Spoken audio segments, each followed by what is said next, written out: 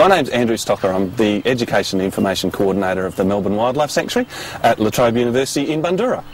I run, I guess, all the education experiences. High school, secondary and tertiary students come through the Wildlife Sanctuary. So whenever anyone sort of wants to utilise the Wildlife Sanctuary as an education resource, then I coordinate that. The Melbourne Wildlife Sanctuary was established in about 1967, 1968. In the first, well, after the first intake of university students, a few students got together and said, let's, set aside a small patch of land and turn it back into what the Melbourne region used to look like. I guess getting university students and primary school students and secondary students in here sort of learning about ecology is what our mission is. Some of the important work that has been done at the Wildlife Sanctuary is, I guess, for starters, the revegetation work. The whole area was farmland. Well, the whole place has been pretty much de-weeded. A lot of the pest species of plants have been removed. We also manage 3 areas of Crown land, that's Greswold Forest, Greswold Hill and Greswold Habitat Link, and that provides a corridor for arboreal animals to sort of move from one end of Melbourne right through to the other. There's millions of animals at the Wildlife Sanctuary.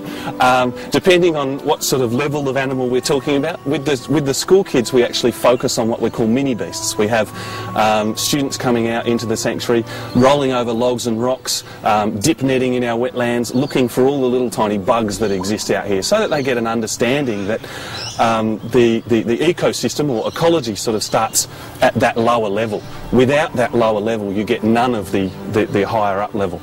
We've got things like kangaroos, echidnas, loads and loads of bird life. So out on our wetlands over here, we've got sort of white-faced herons, rufous herons, lots and lots of wood ducks, the purple swamp hens. The nesting boxes, I guess, are the substitute habitat. We call them the commission-style housing rather than the 5-star. Obviously, the 5-star is the hollow that would exist in the tree that takes around about 100 years to develop. So these houses are for animals like sugar gliders, ringtail possums, brushtail possums, ducks, kookaburras. Basically any animal that requires that hollow habitat up in a nice big red gum. The Wildlife Sanctuary's main mission at this stage is to replace a 40-year-old fence.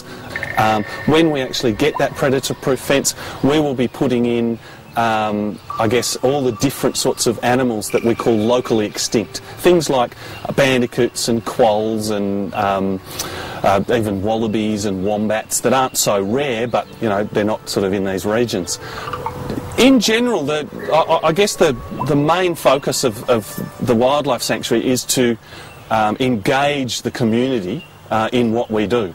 So staff members can get involved by volunteering at the Wildlife Sanctuary through either CVA or through the Friends of the Wildlife Reserves group.